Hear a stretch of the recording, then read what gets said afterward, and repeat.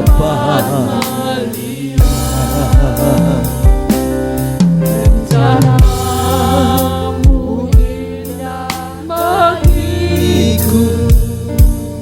Kau ada di setiap jalanku.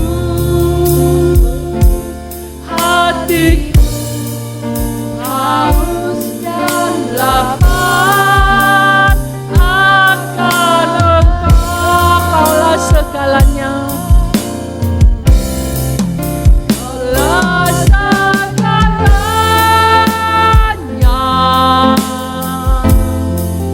di dalam hidupku.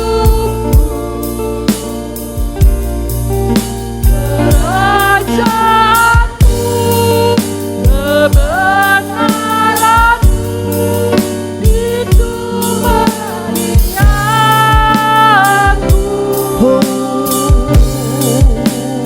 Orang yang ku pandang selama hidupku,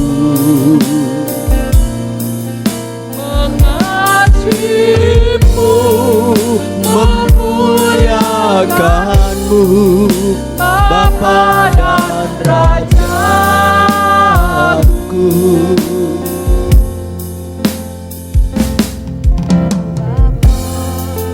Yang mengasihimu. Mimbar selanjutnya dengan hormat saya serahkan kepada hamba-Nya yang akan melayani firman-Nya pada pagi hari ini.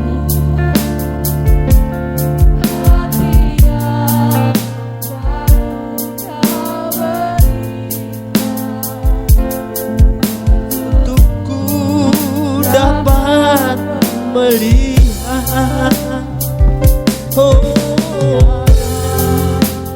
indah bagiku. Kau ada di setiap jalanku.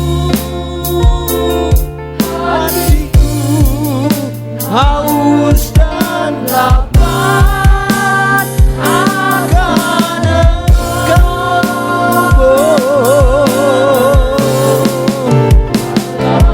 Segalanya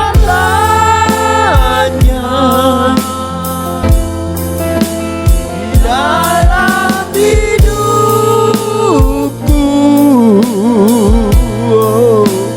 Kerajaanmu, kebenaranmu, itu bagianku.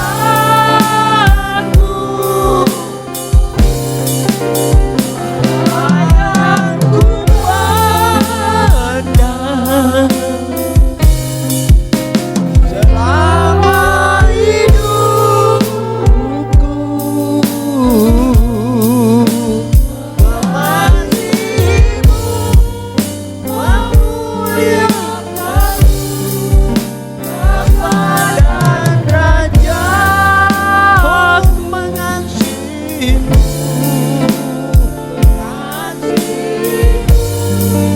memuliakanmu, Bapa dan Raja. Mari sekali lagi katakan mengasihimu Tuhan, memuliakanmu, Bapa dan Rajaku.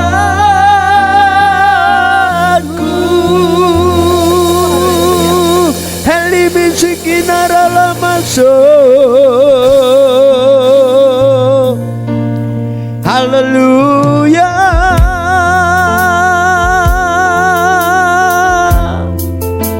Ya nama sandara lama rama rama rama rama.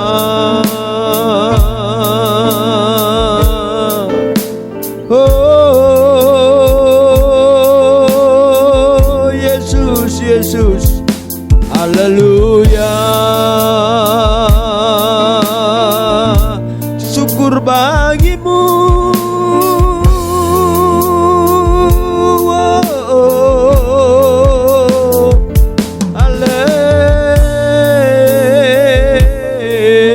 Haleluya.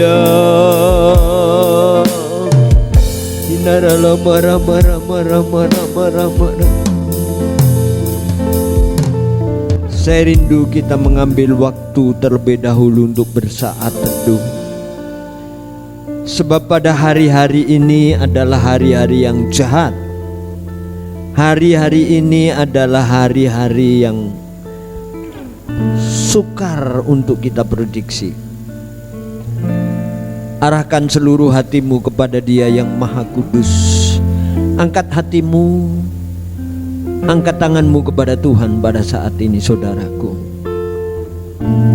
Oh, haleluya,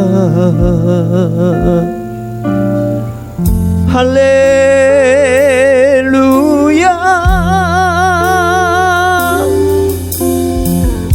Inara lama rama rama rama. Syukur, syukur bagimu.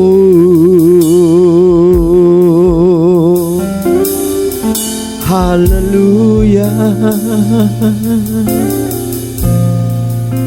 Inilah kami Tuhan, mengucap syukur kehadirat-Mu, karena anugerah dan kasih sayang-Mu kami boleh ada di hadirat-Mu pagi hari ini.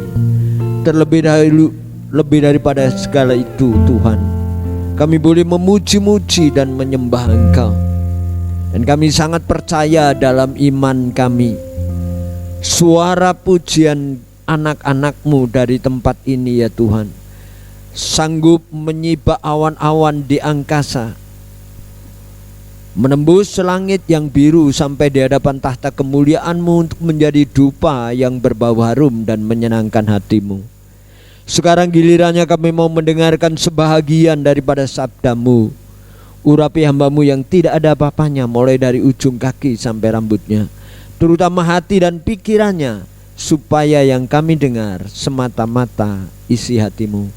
Sampaikan kebenaran firman-Mu ya Bapa, di dalam nama Bapa, Putra dan Roh Kudus, Tuhan kami Yesus Kristus.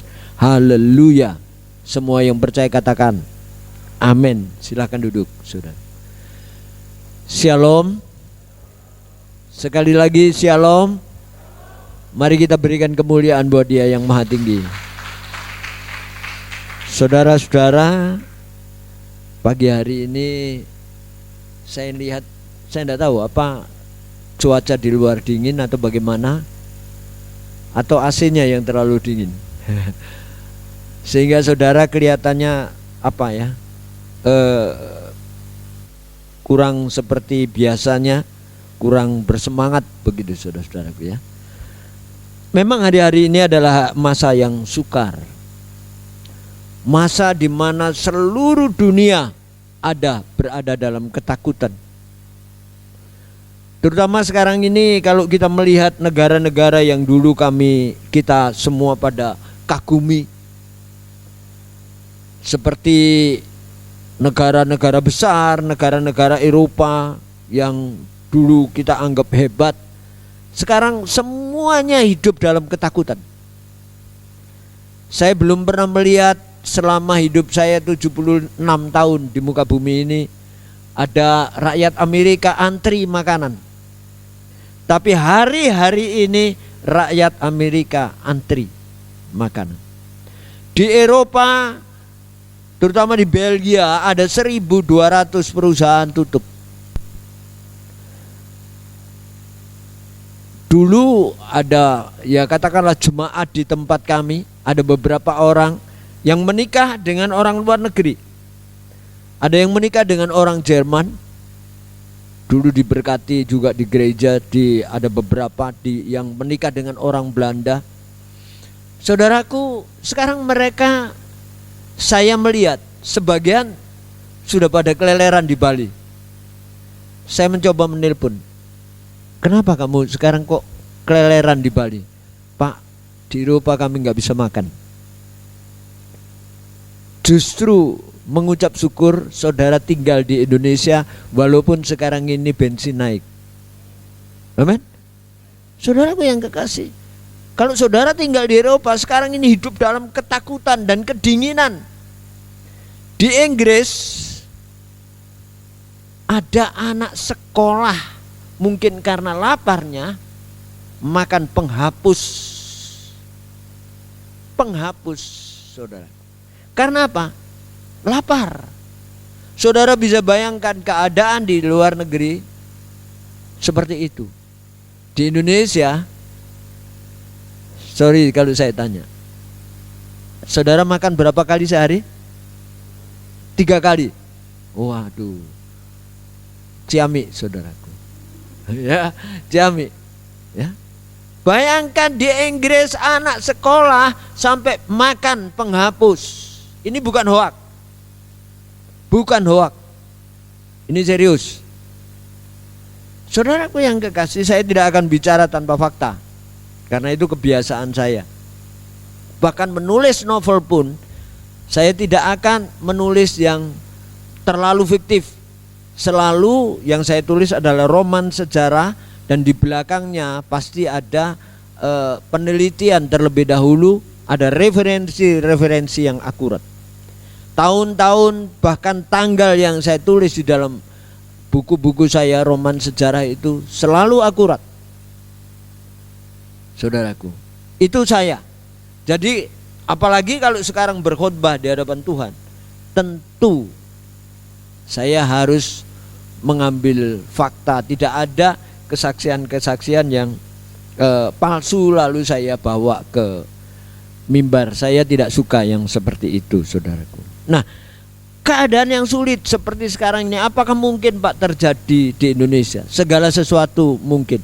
Karena di dalam 2 Timotius 3 pasal 1 itu 2 Timotius 3 ayat 1 itu tidak usah kita buka, itu jelas dikatakan sekarang akan datang masa yang sukar. Masa yang sukar itu di dalam bahasa aslinya disebut dengan kata kolepos. Di mana-mana saya jelaskan dan berulang-ulang. Kolepos itu artinya kolaps. Artinya saudaraku yang kekasih, orang sulit untuk mencari jalan keluar. Dan itu di seluruh dunia.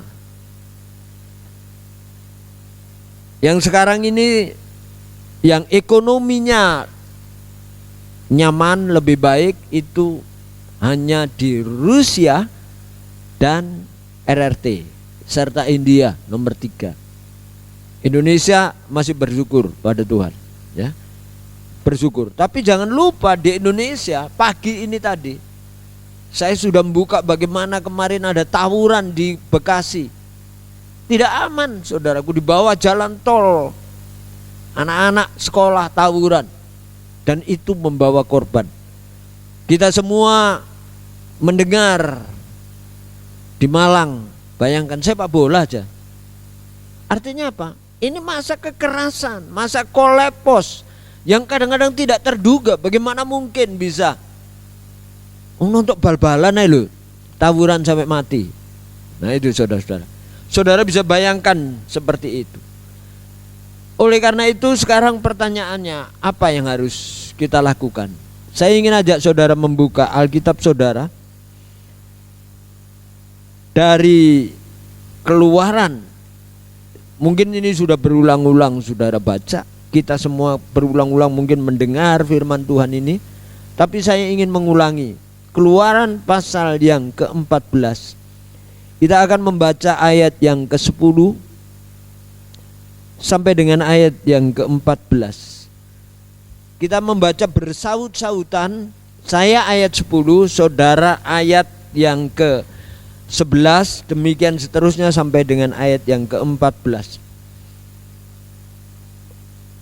Untuk itu saya mohon dengan hormat pada saudara-saudara untuk bangkit berdiri. Kita membaca dengan suara kedengaran dan sikap yang menghormat kepada Allah yang empunya firman Tuhan.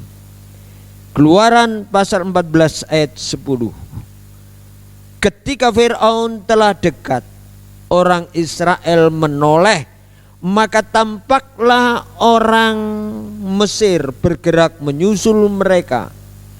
Lalu sangat ketakutanlah orang Israel dan berseru-seru kepada Tuhan. 11.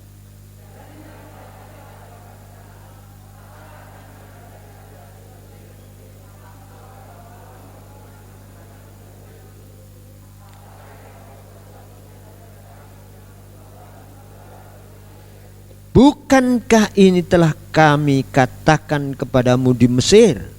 Janganlah mengganggu kami dan biarlah kami bekerja pada orang Mesir, sebab lebih baik bagi kami untuk bekerja pada orang Mesir daripada mati di padang gurun. 13.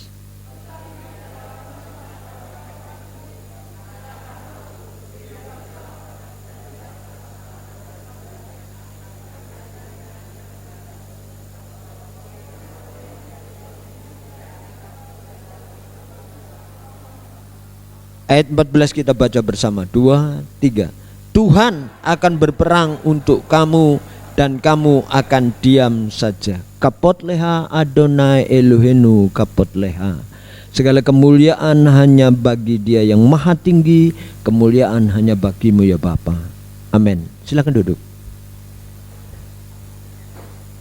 Kekasih Tuhan, mari kita perhatikan dengan baik-baik firman Tuhan ini. Sekali lagi saya mengulangi, mungkin saudara sudah berulang-ulang membaca, tetapi ini penting untuk kita baca ulang, kita renungkan dengan baik-baik di tengah-tengah keadaan seperti sekarang ini. Mari kita perhatikan sedikit peristiwa ini. Kalau anak-anak sekolah minggu atau guru-guru sekolah minggu pasti sudah hafal. Tetapi ada satu peristiwa ketika mereka keluar dari tanah Mesir, keluar dari ibu kota Mesir, keluar dari daerah Gerson di mana mereka tinggal terlebih dahulu pada waktu itu, saudaraku. Yang terjadi, mereka kemudian sekarang ini sampai di daerah yang bernama Pihahirot. Dan di saat itu di depan mereka itu ada satu laut. Ada beberapa nama si laut ini. Laut Kolsum, Laut Teberau, ya, atau juga ada yang menyebut sebagai Laut Merah. Mengapa saudaraku? Ini laut dengan gelombang yang tinggi,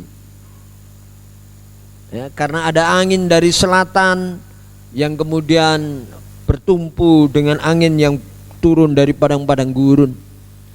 Ada pertemuan beberapa angin di sana, berapa arah angin, sehingga membuat gelombang di sana seringkali tinggi.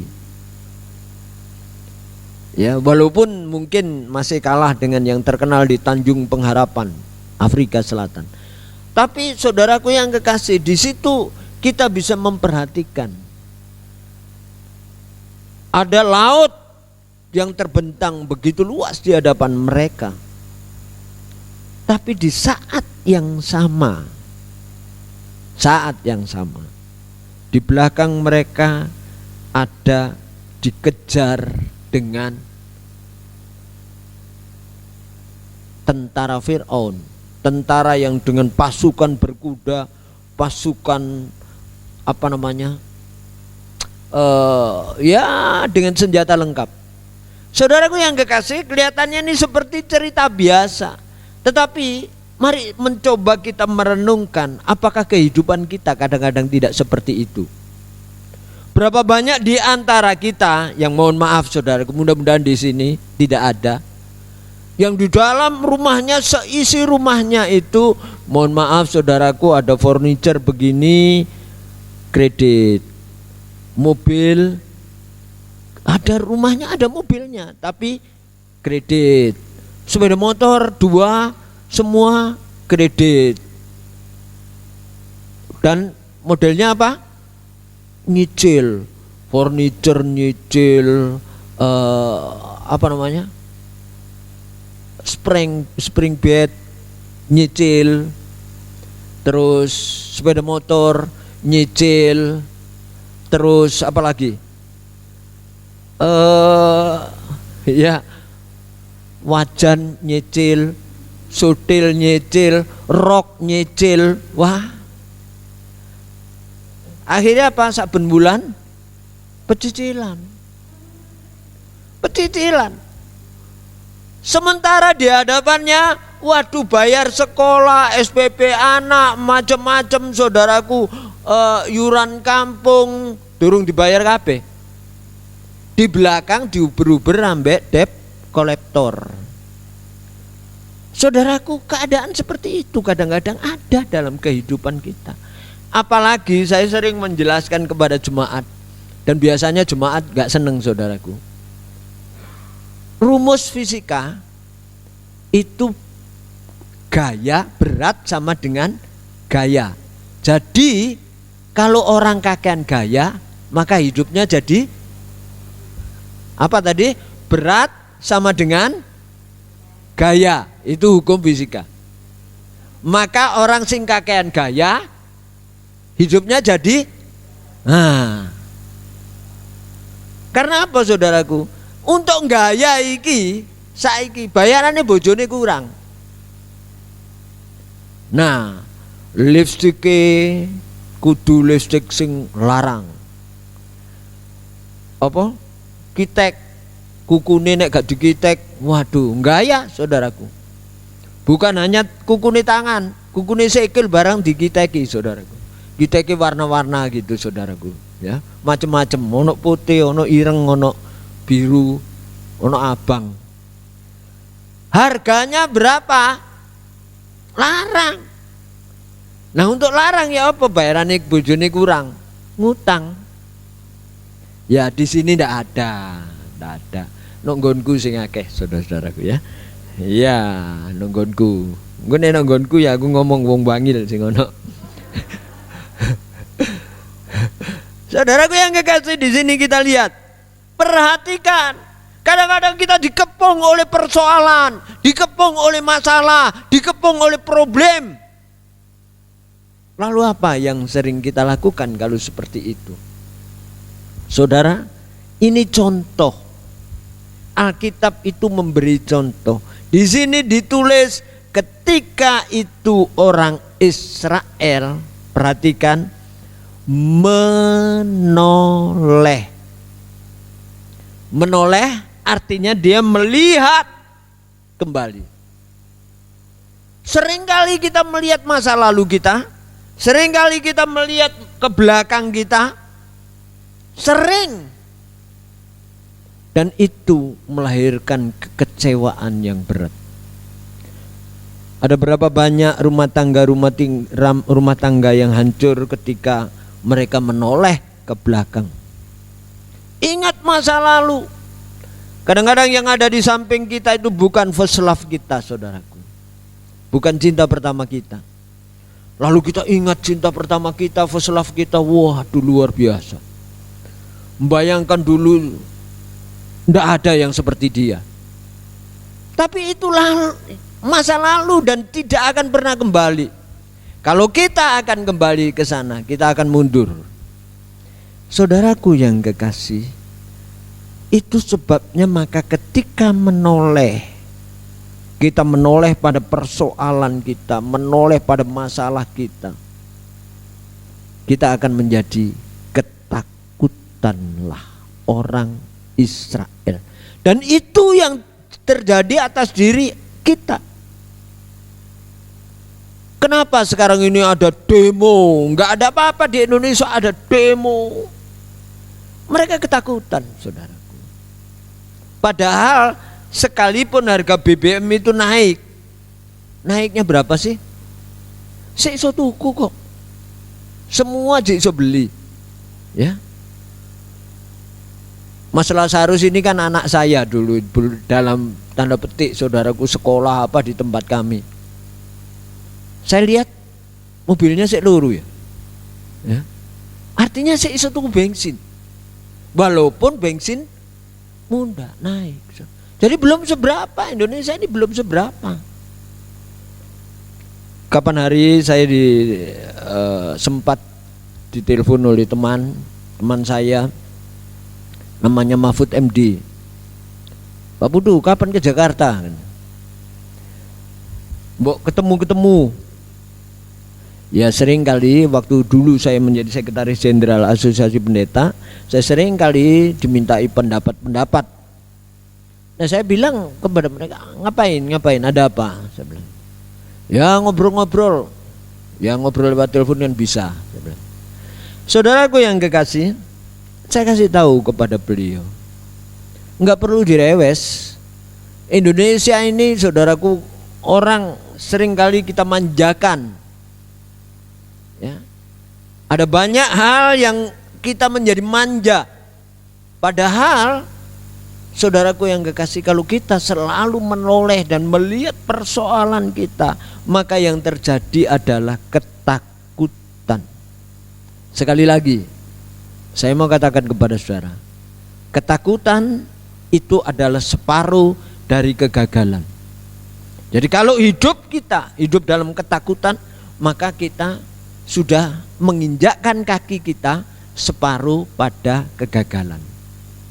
Contoh soal, ketika saya misalnya waktu dulu masih muda jatuh cinta pada seorang gadis, tapi waduh saudaraku, saya cuma menengai tak batin dok wahyune, tak lihat fotone ayu, nek ketemu mesam-mesem hatiku deg deg deg deg deg deg.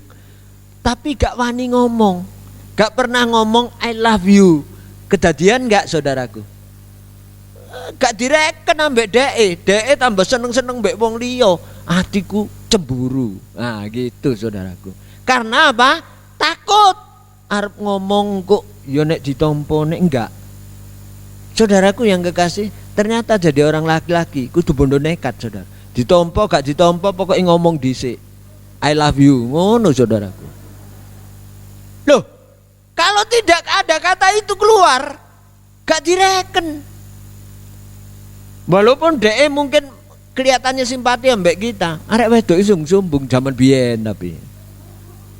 Ya, sombong, pura-pura gak eruh saudaraku. Ya. Ya memang zaman saya dulu belum ada, sekarang lebih gampang. Ya, saudaraku. Karena sekarang ada ini semuanya gampang. Gak wani ngomong lewat iki, saudaraku. Saya dulu lewat surat-suratan sama istri saya. Tapi memang sampai sekarang saya belum pernah ngomong I love you pada istri saya. Mulai dari awal. Karena saya menyatakannya dengan cara lain. Saya dulu kalau kirim surat sama dia begini saudaraku. If the sun shine on the world, may I shine on your heart. Gitu saudaraku. Apabila matahari bersinar di atas muka bumi, izinkan aku bersinar di dalam hatimu. Gitu saudara. Nah anak sekarang kan saat lain saudaraku, kalau menyatakan cinta gitu saudaraku.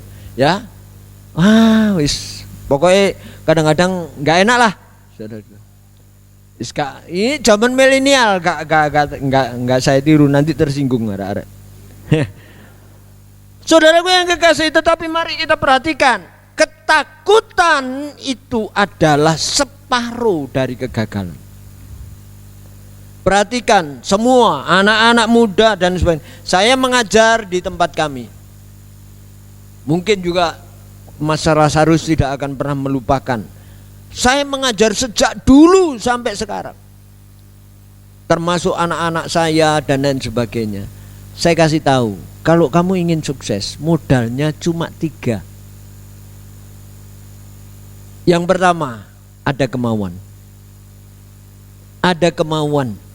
Saya mau dulu, pingin sukses, pingin berhasil, pingin jadi ini. Ada kemauan dulu. Yang kedua, kalau sudah ada kemauan, harus ada keberanian. Keberanian mengeksekusi daripada apa yang kita pikirkan. Keberanian untuk melakukan apa yang kita pikirkan itu. Apa yang kita maukan. Saudaraku yang kekasih, ketika kami mulai merintis pelayanan di tempat kami, saudara, tidak semudah yang dipikirkan orang. Karena tempat kami itu dulu betul-betul daerah fanatik. Dan di kampung tempatnya, bukan di tepi jalan raya seperti ini. Saudaraku yang kekasih, waduh, berkali-kali kita dilempari batu, kita saudaraku, apalagi kalau saya lagi tidak ada, begitu persekutuan pasti diganggu, didatangi oleh orang. Ya, kalau ada saya rodok wedi, saudaraku, enggak tahu, mungkin wajah saya adalah wajah primitif sehingga menakutkan gitu, saudara.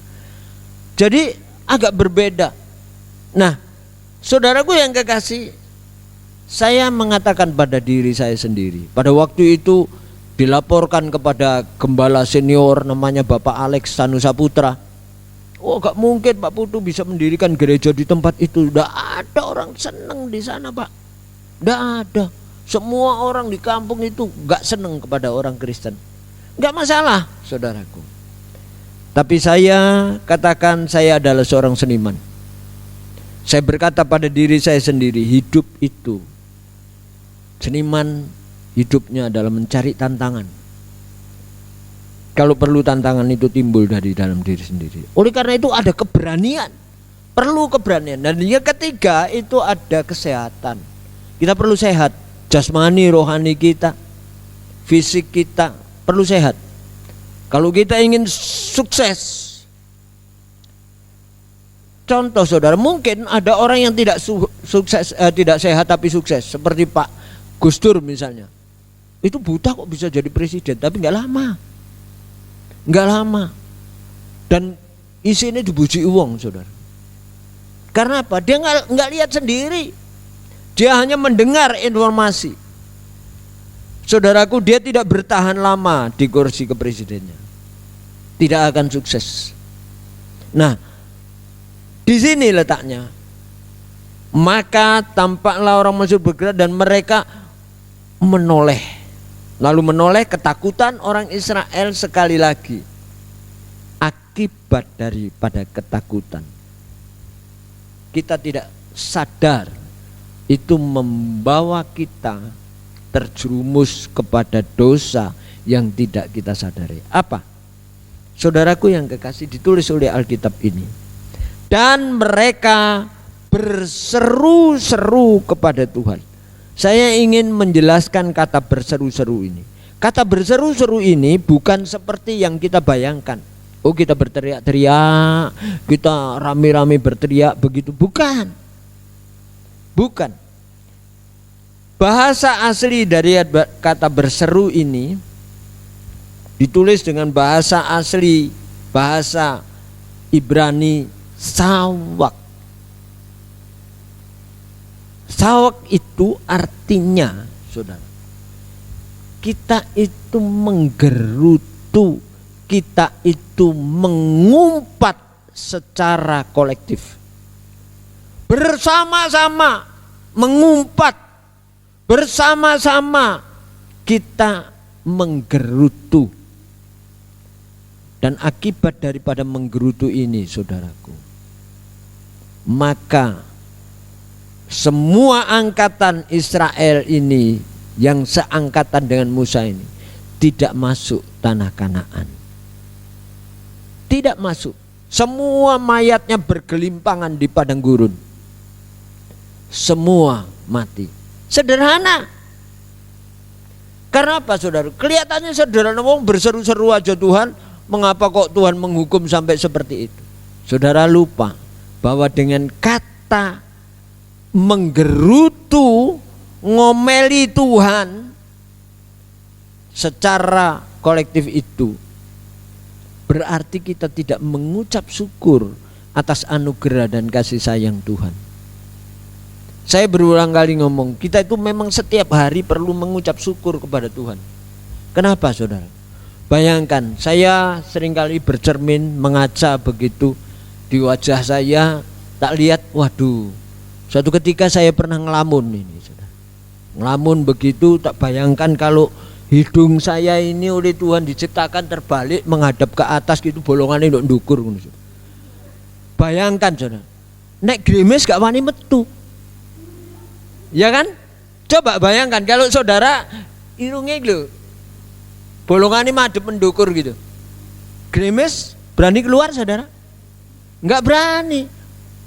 Kebek banyu, saudaraku. Kudanan, ya.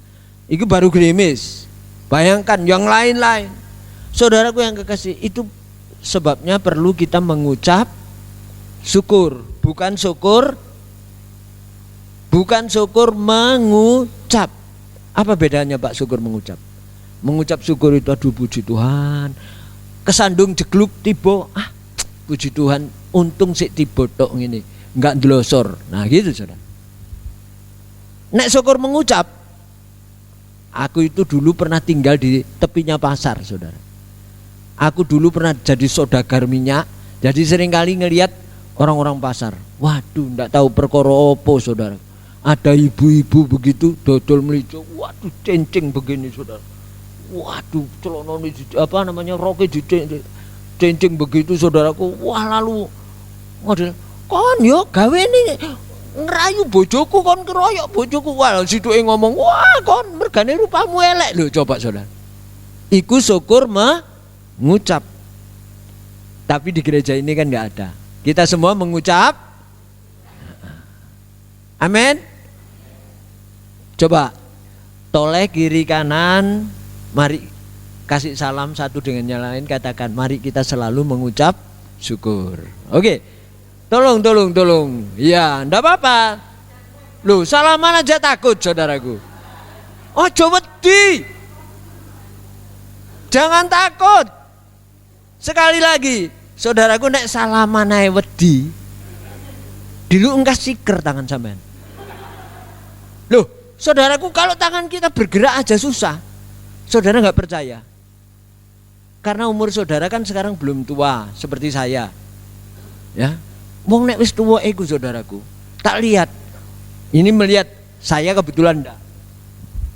Lo gereja lo tepuk tangan ini. Coba. Tepuk tangan nih. Kadang-kadang luput.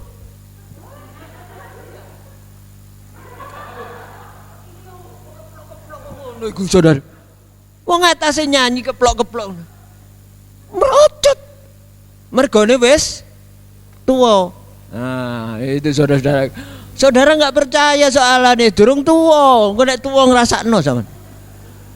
Itu loh saudaraku. Ini serius saya katakan. Saya melihat kemarin minggu yang lalu saya ditelepon sama teman-teman saya. Jadi sebelumnya hari Sabtu ditelepon teman yang sudah 40 tahun tidak ketemu. Apa tuh? Aku kepingin ketemu sama kamu. Besok minggu bisa enggak? Oh bisa. Bisa. Tapi teko nanggonku. Soalane aku itu nek minggu ibadah. Oh iya aku pendeta tak bilang gitu. Jadi teman-teman saya sebagian sik gak percaya nek aku pendeta saudara. Mergo eling-eling biyen jek nom-nomane beling. Nah gitu loh. Jadi ya wes sudah. Mosok kon jadi pendeta? Iya. Udah, akhirnya mereka datang sudah. Tak lihat ada yang umurnya sudah 82, kakak-kakak kelas saya. Ada yang masih sama dengan saya 76. Makanya bikin grup 76. Nah, gitu saudara.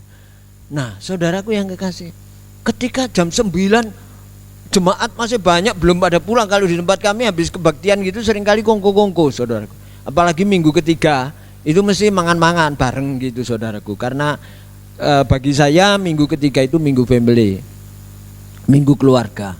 Nah pada datang saudara.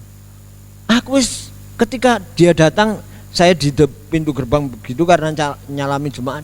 Ada yang datang salaman mbek aku, tak delok sopo iki. Pangling wisan saudaraku. Lali aku. Loh, kon lali adu mbek aku. Lali soalane rupamu wis kisut nemen. Aku itu ngomong ngono lali nek aku dhewe wis lempit-lempit. Pipine wis ngelempit kabeh saudara-saudara. Saudaraku yang kekasih, kita itu akan berubah ketika tua. Terus tak bilang, iki sik akeh jemaat, ayo munggah nggone kantorku ae, mergo kantorku ndukur. Saudaraku, ada yang mereka aduh, kon kok wis tuwek ngene Cik, senengane menek-menek terus jarene gitu. Saudaraku yang kekasih, tadi saya bilang pada Mas Sarus, memang kadang-kadang orang tua itu menurut teorinya ahli Amerika nggak boleh naik tangga. Lah aku itu biasa menentang teorine wong-wong ahli-ahli itu saudaraku. Ya, karena apa? Bukti ini saudaraku, saya punya teman ada seorang dokter Unimesak namanya, sampai umur 90 tahun. Karena apa? Dia tinggal di atas, selalu dia naik tangga setiap hari. Untuk apa? Ini latihan Pak, supir supaya dia ngomong pada saya, tapi jangan dimasukkan hati. Pak Putu, kaki kita itu harus kita bikin kuat. Sebab apa? Malaikat pencabut nyawa itu kalau datang, nyabut nyawa itu teko sikil dhisik kata. Wah, masuk? Iya, Pak.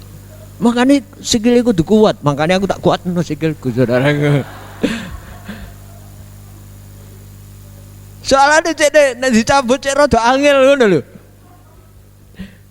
Sikile kuat, saudara. Nah, saudaraku yang kekasih, mari kita perhatikan. Kata berseru-seru itu berarti kita mengumpat kepada Tuhan. Yang kedua, yang mereka lakukan, dan mereka berkata kepada Musa. Saya tertarik dengan tulisan ini, kata berkata itu saya mencoba melihat kamusnya dalam bahasa asli. Ditulis dengan kata anan. Anan itu artinya begini, saudara. Bukan hanya ngomong biasa, tapi ngomong menyudutkan Musa. Menyudutkan, memarahi, bicara dengan nada yang keras kepada hamba Tuhan yang bernama Musa.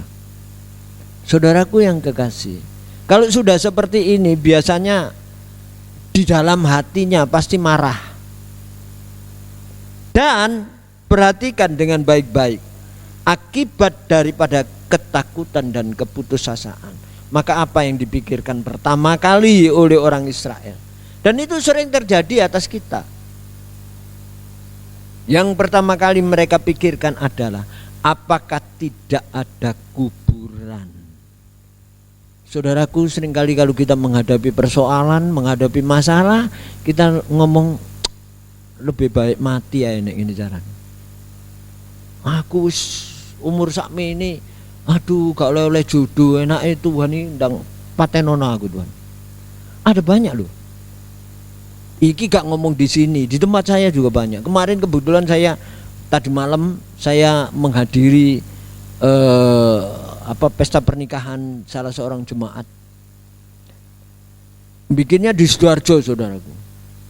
Agak jauh dengan tempat kami karena kami perbatasan Sidoarjo Surabaya. Nah, mobilnya dipakai oleh anak saya, jadi saya pakai Grab. Supir Grab itu, saudara, tak tanya, umur sampean piro Mas? Sampean sudah punya anak berapa Mas? Oh, aku belum menikah Pak. Duh, umurnya berapa? Oh, saya sudah 45 Pak. Nah ya apa kok gak ndang rabi? Gak payu-payu Pak, aku ngene iki putus asa katanya. Loh, wong lanang kok gak payu kok putus asa? Iya Pak, warek wedok angger tak cideki gak gelem anu dan lain sebagainya. Oh gampang, arek wedok iku gampang. Sampeyan butuh wong ayu? Nek wong ayu ngono nggone nok kantong. Lho, sampeyan niku ojo guyon Pak. Lho serius. Serius. Wong ayu iku nggone kantong. Nek sampean duit sampean akeh ya gampang oleh wong ayu. Nek duit sampean titik, wah. Ya sorry. Kenapa? Lho sampean ngeramut wong ayu, anggit sampean wong ayu ramutane gampang. Oh gak, makane bojoku gak ayu. Lho kenapa? Aku gak iso ngeramut. Lho saiki saudaraku, masa bojoku rengkak, misalnya katakan rengkak. What is the meaning of rengkak? Rengkak is ireng dan mangkak. Nah gitu saudara. Nek monggono bojoku iku rengkak, ya monggono. Oh gampang saudaraku, dicelupno sak bendino nok nggone mandi susu. Pote suwe-suwe. Karena mandi susu. Lho ngono saudara. Tapi mandi susu iku perlu duit. Perlu duit, makane wong ayu nggone nok nggone kantong, saudara. Nah nek kantong itu tipis, sing tuku benge saya angel, saudara-saudara. Nah, ngono. Jadi saudaraku yang kekasih, di sini kita perhatikan. Apa yang terjadi? Perhatikan dengan baik-baik, saudaraku. Di sini kita melihat orang mengata-ngatai Musa. Orang mengatakan, dan yang dipikirkan adalah mati. Ketika kita putus asa, mati. Itu yang pertama, saudara. Lalu yang kedua, mereka ingin kembali menjadi budak. Jiwa kita. Jadi ini bahagian yang ketiga daripada kehidupan kita. Seringkali jiwa kita ingin kembali kepada masa lalu. Menjadi budak gak apa-apa. Oh jadi kepingin jadi pengusaha saiki susah kok. Gak apa-apa nyambut gawe malah uang. Saudaraku, bersyukurlah kalau saudara sekarang ini diizinkan Tuhan untuk menjadi pengusaha. Walaupun kecil. Jangan khawatir. Setiap orang yang memiliki visi besar, kalau kita mau meraihnya, kita perlu berjuang keras, perlu berjuang, perlu capek. Saudaraku yang kekasih, waduh, orang sampai bertanya kepada istri saya, Mbak, bojo sampean niku umur piro? Oh 76. Waduh, tak delok nyambut gaene kok ono lerene. Koyok kitiran katanya gitu. Lah wong aku kok koyok kitiran kapan, saudaraku? Wah, tapi ya mengucap syukur kepada Tuhan, saudara-saudaraku ya. Kalau saya masih dipercayakan oleh Tuhan untuk berdiri di tempat ini bukan karena saya sakti, bukan karena saya kuat, tapi karena kemurahan Tuhan. Sekali lagi, karena kemurahan Tuhan. Semua karena kemurahan Tuhan. Ya. Tadi kemarin siang saya tiba-tiba ditelepon dari Bontang, Pak Putu. Kapan Pak Putu ke Bontang? Duh, lah gak diundang ya? Oh ini kita undang, kita sudah siap panitia. KKR di Bontang Pak, nanti di pantai. Waduh. Lah iki aku tahu suaraku didu ambek gelombang saudaraku nok pantai. Wis serak kabeh saudara-saudaraku ya. Saudaraku yang kekasih, di sini kita lihat kita itu penting dalam hal-hal yang seperti ini. Hati kita jangan sampai bersedih dan jangan kita ingin kembali kepada masa lalu. Jangan kembali ke masa lalu. Makanya saya senang dengan sebuah lagu yang tentu tidak bisa saya nyanyikan di sini. Ya. Saya bukan penyanyi, tapi saya suka nyanyi. Ya. Ada satu lagu yang saya suka dari bahasa Inggris, One Day at a Time. Itu di dalam refrennya itu di samping dia bilang One day at a time, sweet Jesus. Ya, dia minta setelah itu setiap hari itu dia meminta dari Tuhan. Setiap hari dia memohon kekuatan dari Tuhan dan lebih daripada itu. Ya. Dia katakan di dalam refren itu bahwa yesterday gone, but tomorrow may never be mine. Jadi semua hari-hari kemarin itu biar berlalu. Tapi walaupun hari esok itu belum tentu jadi milik kita, saudara. Tapi yang penting dalam hidup bersama dengan Tuhan, kita itu harus tetap semangat. Ini penting. Ya. Kunci daripada keberhasilan itu salah satunya adalah semangat. Ya. Nah, sekali lagi keberanian tanpa disertai semangat ya sorry saudaraku. Nah, kita lanjutkan. Setelah mereka mau jadi budak, kepinginnya jadi budak, kepinginnya kembali kepada orang Mesir, kepinginnya kembali kepada dunia. Enak, saudaraku. Kita hidup bebas itu enak. Wah, jadi pendeta itu gak enak, saudaraku. Wong jadi pendeta itu kalau ada orang ngomel seperti ini, kita tidak boleh balas kok. Jadi pendeta itu nek diseneni, tidak boleh balas. Bahkan kalau ada orang yang marah, saudaraku, Tuhan ngomong kalau ditampar pipimu yang kiri, berikan juga pipimu yang kanan. Gak enak saudaraku. Bolak-balik seperti itu. Sampai itu saya praktekkan dalam kehidupan saya. Saking kepingine jadi pendeta yang paling alim sak dunia. Bojoku ngomel menengahi aku, saudara. Ini gimana ini kurang ini kan. Menengahi aku tak yoni ya saudaraku. Walaupun gak tahu tak lakoni. Saudaraku yang kekasih, ini penting. Karena apa? Ini hati itu perlu dijaga. Tetapi bersyukurlah pada saat itu dan hari ini saudaraku. Kalau saudara menghadapi kenaikan harga, menghadapi banyak kesulitan, bisnis gagal dan lain sebagainya, saya akan mengulangi perkataan Musa ini di ayat yang ke-13. Jangan takut. Don't be afraid. Jangan apa? Jangan takut. Ini penting saudaraku. Kenapa saya kemana-mana nggak pakai masker? Karena saya ngomong pada diri saya sendiri. Jangan. Itu perlu ngomong pada diri sendiri. Saya mengatakan pada diri sendiri. Diundang khotbah di sana, diundang anu ke sana. Saya selalu bilang jangan takut. Ketika kami dibuka saudaraku, Natal kapan hari yang lalu saudaraku, gereja kami penuh yang datang sampai di luar-luar begitu.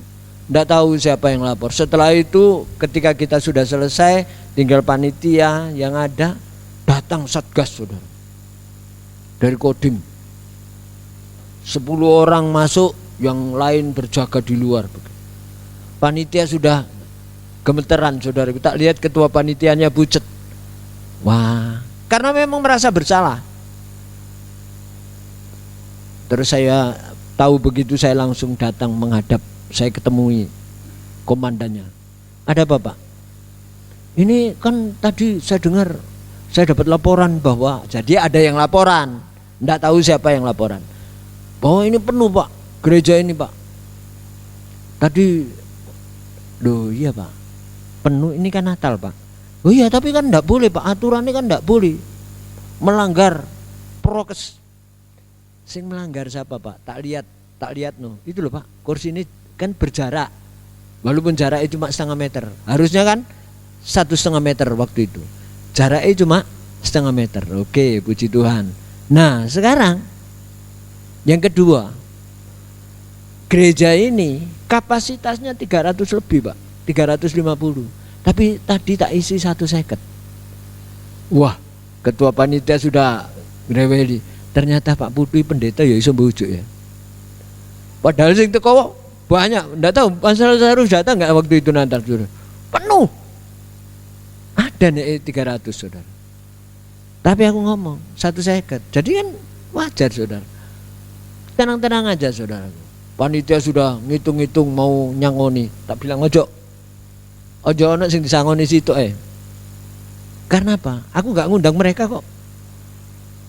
Enggak usah. Wong aku enggak minta mereka jaga kok. Sing tak suruh jaga tadi polisi kok. Jadi saudaraku yang kekasih, diperlukan keberanian untuk ngomong seperti ini. Ngomong aja. Perlu jangan, sekali lagi, apa saudaraku, jangan, nggak apa-apa, ojo wedi saudaraku. Sebab separuh dari ketakutan saja, separuh saja. Saudara begitu takut, saudara berdiri di separuh kegagalan. Dengar baik-baik anak-anak muda. Tadi loh, masuk saudara pacaran, masuk saudara apapun, saudara tidak berani mengeksekusi, tidak berani melamar pada orang tuanya. Aduh Pak, nek ngelamar sekarang menikah biayanya tinggi dan lain sebagainya. Ojo wedi ambek biaya. Jangan takut. Pokoknya nekat aja, ngelak koyo aku saudara. Oke, nekat aja saudaraku. Yang penting nekat. Semua murid-muridku nekat-nekat kabeh saudara-saudaraku ya. Nah, saudaraku yang kekasih di sini, perhatikan dengan baik-baik. Kami tetap nekat, gereja buka terus, gak peduli. Saudaraku yang kekasih, sekali lagi, jangan takut kata Musa. Don't be afraid, itu yang pertama kata Musa. Yang penting dalam kehidupan kita, dalam segala apapun, jangan takut. Yang kedua, sekarang berdirilah tetap. Artinya apa berdirilah tetap itu? Kita harus memiliki pendirian itu yang jangan goyah. Di tengah keadaan seperti ini, jangan mudah terpengaruh, saudara. Oh, ini akhir zaman, Pak. Ada lagi yang nge-share, ada, oh ini tabut perjanjian sudah ditemukan. Ini Israel sudah dapat lembu merah, jadi sebentar lagi akan dibangun, sebentar lagi Tuhan datang. Iya, percaya. Saya bilang kepada seluruh jemaat, kita percaya bahwa Tuhan akan datang. Tapi tidak perlu panik, tidak perlu takut. Enggak, yang penting siap aja. Pokoknya kita ojo sampai berdosa, ojo sampai apa. Tenang aja. Pak, kita harus Pak. Jadi ada lagi yang mereka enggak tahu datang ke persekutuan mana. Oh, kok ini Tuhan datang. Jangan sampai kita itu tidak suci. Semua harus suci. Termasuk awake semua kudu bersih. Nek atik tatoan saja gak iso masuk surga. Waduh, datang kepada saya, Pak Putu, gimana ini saya tatoan gak iso masuk surga. Ya apa kon? Saya wedi kon. Iya Pak, saya takut Pak. Ojo takut, ojo khawatir. Tak jamin kon kok mlebu surga. Sing penting kamu tetap percaya Yesus. Oh gitu Pak. Saiki lah nek wong Dayak, ada di sini yang dari Dayak, dari Kalimantan, wong Dayak, wong dari Mentawai. Suku-suku itu primitif itu sejak kecil ditato. Orang Indian sejak kecil ditato. Saiki percaya Yesus, harus hilang dulu tatone baru percaya Yesus nanti masuk surga. Sing ngomong ngono sapa sing ngajari, saudara? Itu perjanjian lama. Yesus datang ke dunia itu dengan konsepsi kasih, dan kasih itu adalah permakluman. Perhatikan. Yesus, saya buktikan bahwa kasih itu konsesi.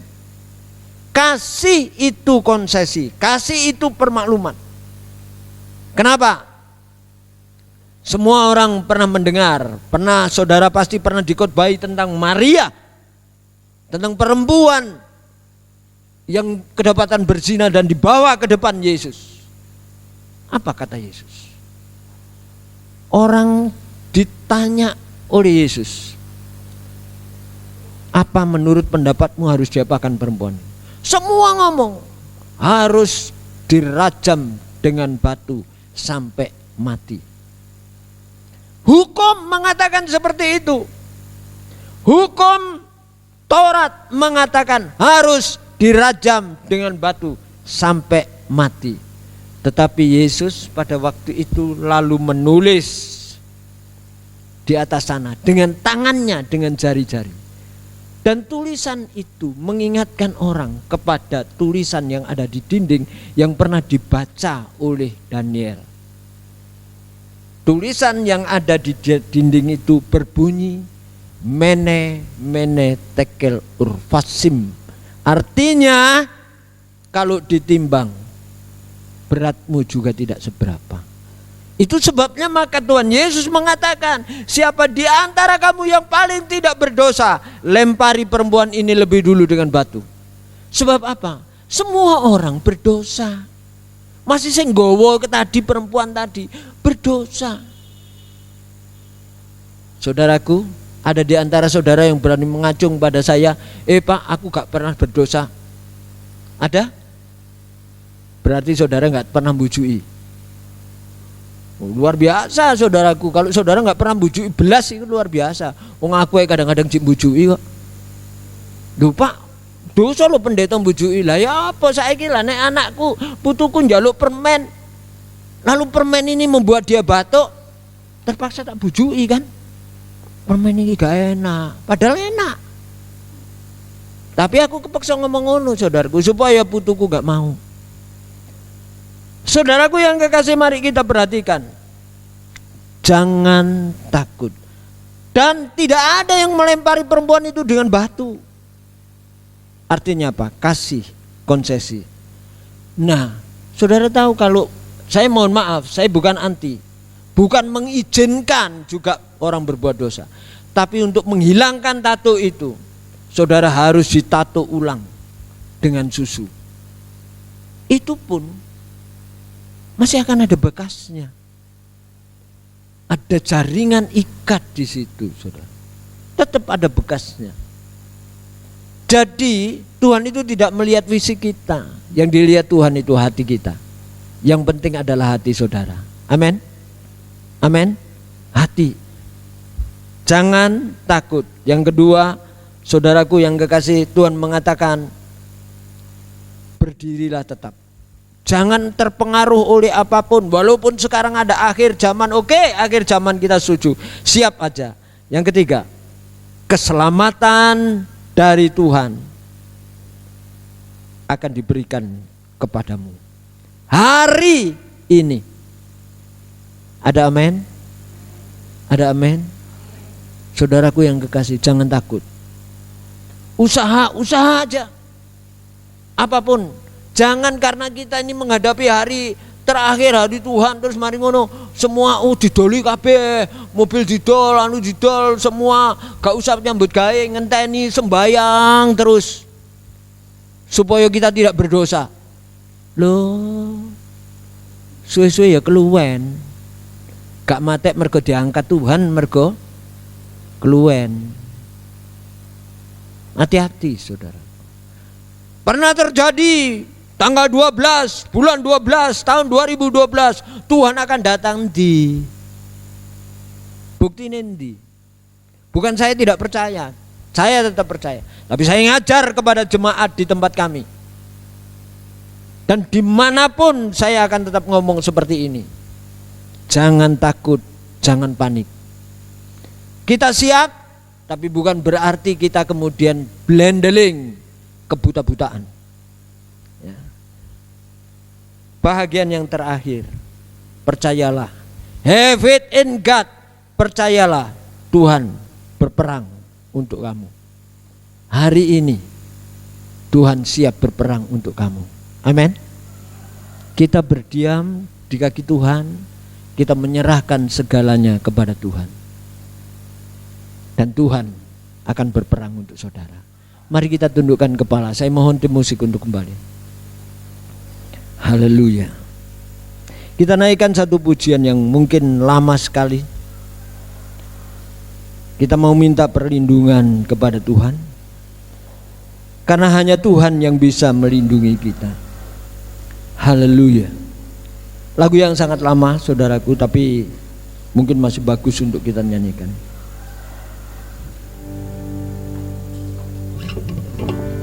Haleluya. Lingkupiku. Saya undang saudara bangkit berdiri.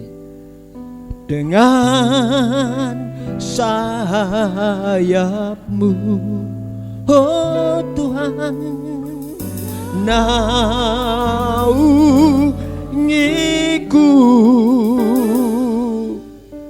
Dengan kuasamu di saat badai bergelora, ku akan terbang bersamamu. Bapa kau raja atas semesta. Katakan, ku tenang sebab kau Allah. Sekali lagi kita katakan, lingkupiku Tuhan. Lingkupiku, oh, oh, oh, dan saya, katakan naungiku,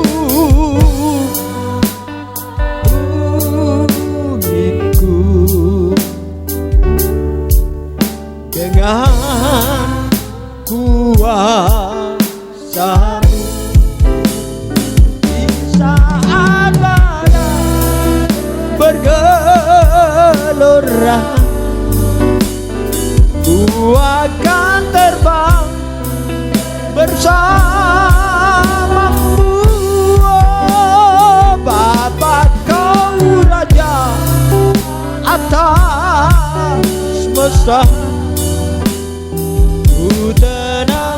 sembah Kau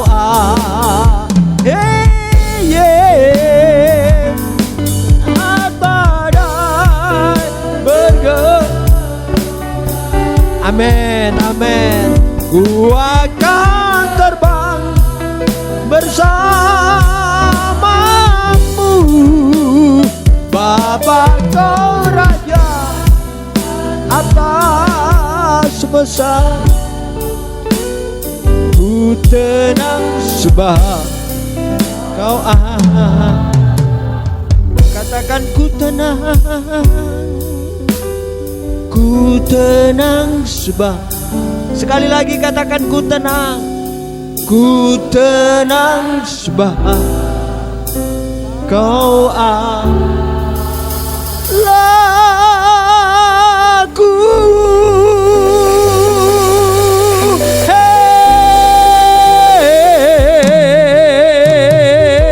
Haleluya.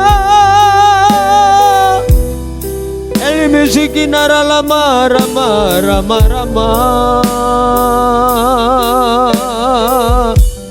Haleluya. Terima kasih. Haleluya. Sekali lagi saudaraku, saya rindu saudara mengingat ini.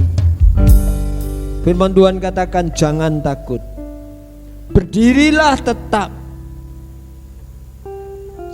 Sekali lagi, jangan takut, berdirilah tetap.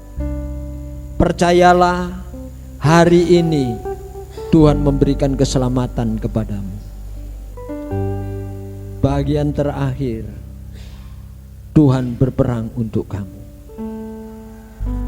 Catat itu di loh hatimu, saudaraku. Bapa, hambamu berhenti berkata-kata.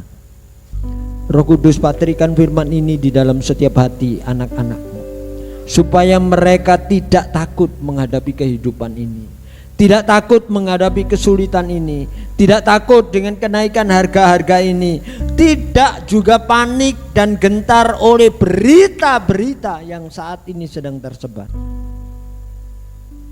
Kami percaya Tuhan akan datang, tetapi bukan berarti kami harus takut dan gentar. Kami tidak panik, kami siap menyambut kedatangan Tuhan untuk yang kedua kali. Terima kasih. Kami berdoa untuk Bapak Ibu Gembala yang di Keraksan pada saat ini, Tuhan. Pimpin mereka, urapi mereka, pelayanan mereka berkenan di hadapan-Mu. Dan berkati seluruh sidang jemaat-Mu di dalam nama Tuhan Yesus Kristus. Haleluya. Yang percaya katakan amin. Silahkan, saya kembalikan mimbarnya. Silahkan duduk, saudara.